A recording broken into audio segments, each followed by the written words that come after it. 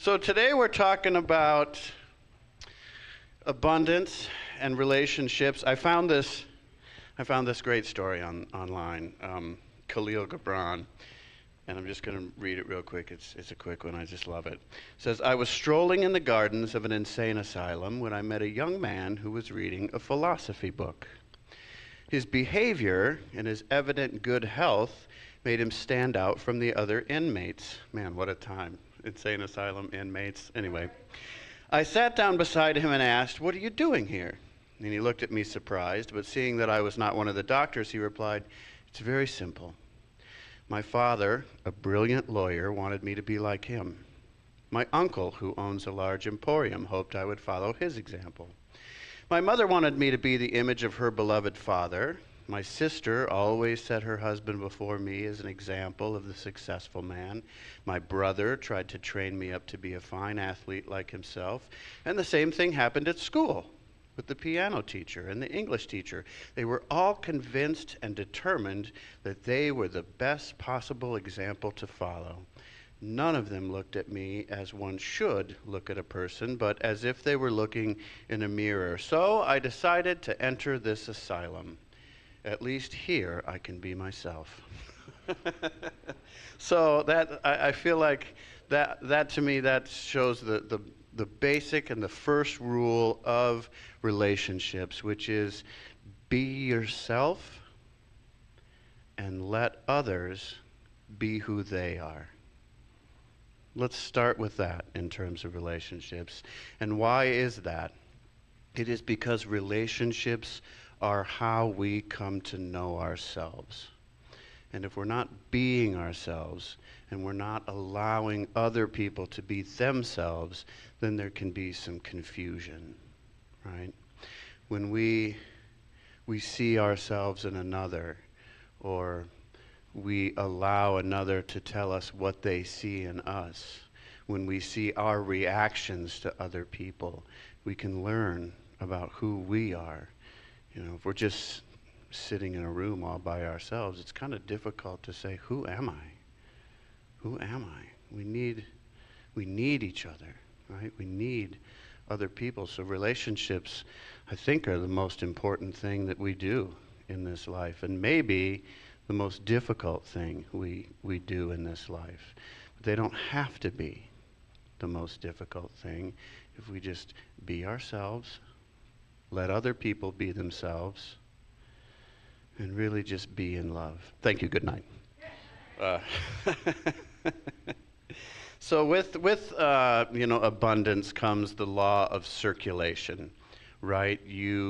What you put out there is sort of what you can expect to get, right? So you need to think in terms of your relationships. What are you putting out there? Ernest Holmes, he is the founder of our Science of Mind philosophy. He says, think of the whole world as your friend, but you must also be the friend of the whole world. In this way, and with this simple practice, you will draw to you so many friends that the time will be too short to enjoy them all.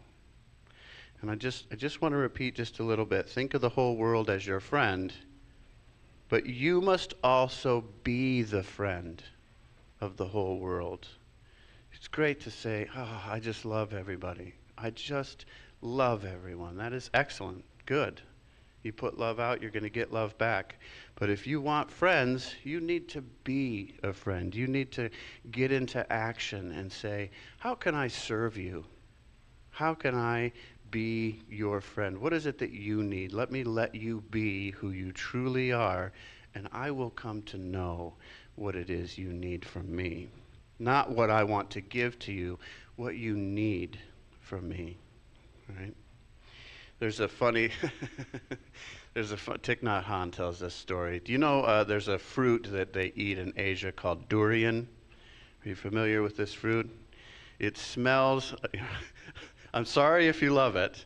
My wife loves it. It smells like let's say you took rotten chicken and you put it in a fresh diaper and you put it in the sun for a while. I mean, it's just, is awful. And as soon as you cut it open, the whole kitchen, everything, you're like, is there dead? What is going on in here?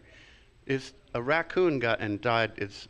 It's terrible. And apparently they like to go and they offer it on the altar when they're meditating. And Thich Nhat Hanh tells the story of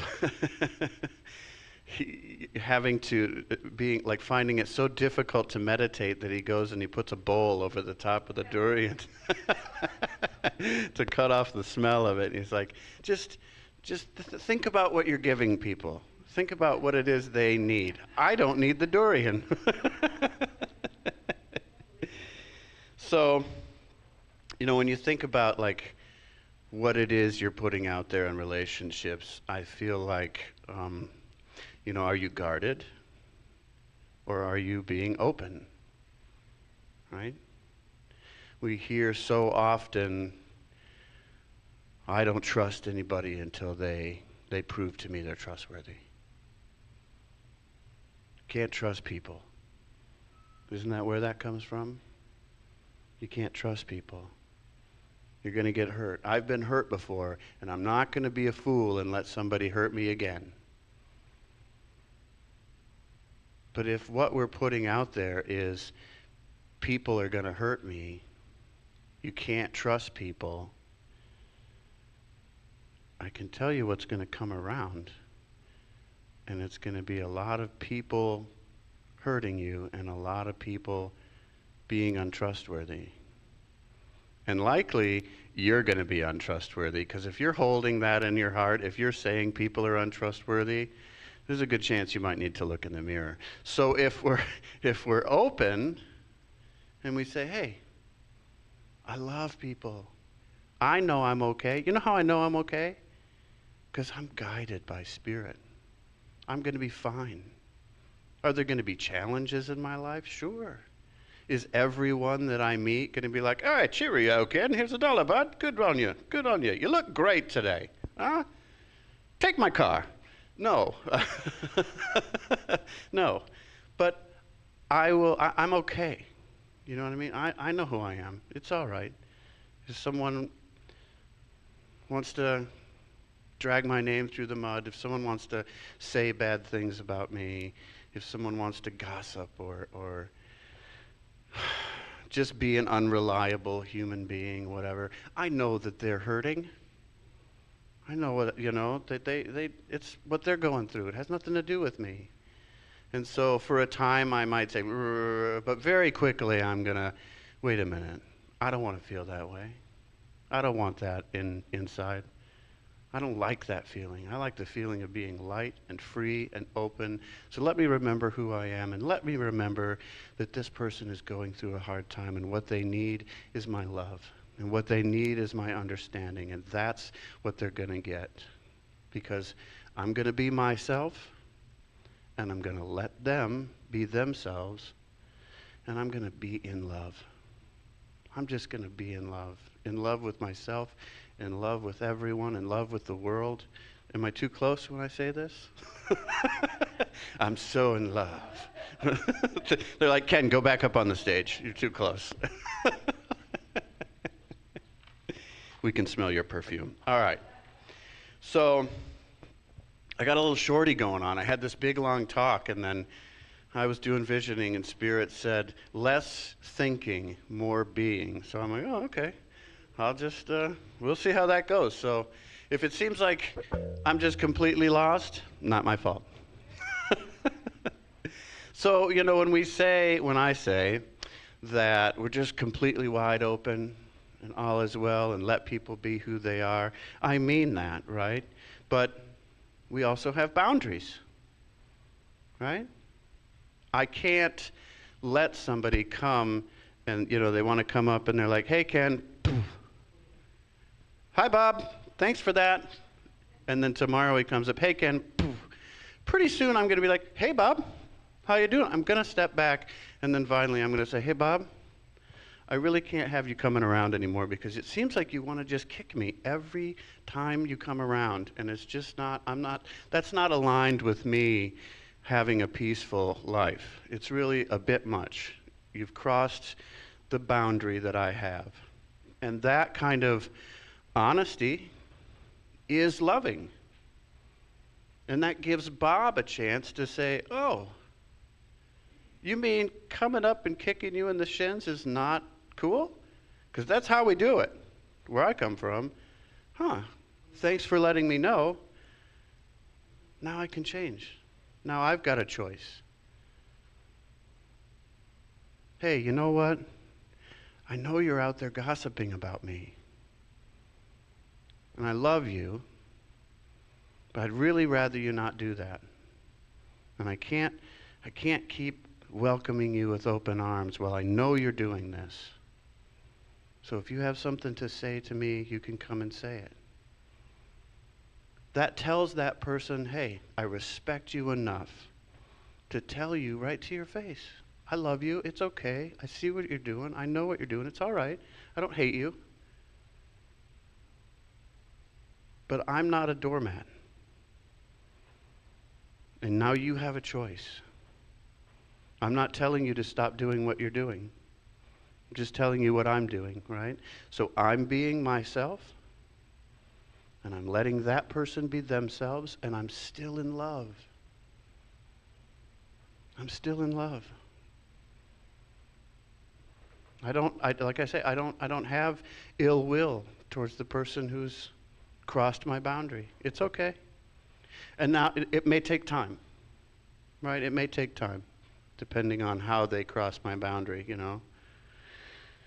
If they're like crossing the boundary wielding a knife, it may take a little more time than someone just saying, you know, Ken, you're fat. I can take that. I'll be like, yeah, I know. But life is for us, right?